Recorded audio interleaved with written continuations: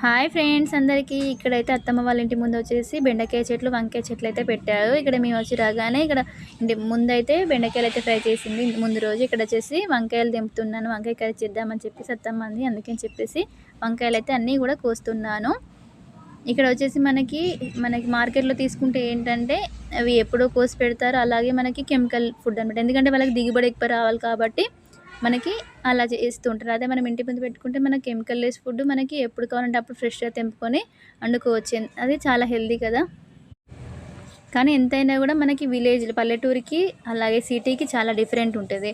మనం పల్లెటూరులో ఏదైనా కూడా ఏంటంటే మన ఇంటి ముందు పెట్టుకోవచ్చు, మనకి చౌకగా దొరుకుతుంటాయి, రేట్ ఎక్కువ ఉండదు మనం ఏది కొనాలి. అదే సిటీలో అయితే మనం కరివేపాకు కొనాలన్నా కూడా మనకు చాలా ఎక్కువ రేట్ అయితే ఉంటుంది. అవును, మర్చిపోయాను. మీలో ఎవరికైతే వంకాయ కర్రీ ఇష్టమో కామెంట్ చేయండి. చాలామందికి అయితే వంకాయ ఫ్రై ఇష్టంగా తింటారు. మా అత్తమ్మ అయినా మా హస్బెండ్ అయినా చాలా ఇష్టం అనమాట. ఉట్టి వంకాయ అన్న, అందులో ఏం టమాటా కూడా వేయకూడదు. చాలా బాగుంటుంది టేస్ట్ వచ్చేసి. అలాగే మీరు ఎవరైనా వీడియో నచ్చితే లైక్ చేయడం మాత్రం అస్సలు మర్చిపోద్దు.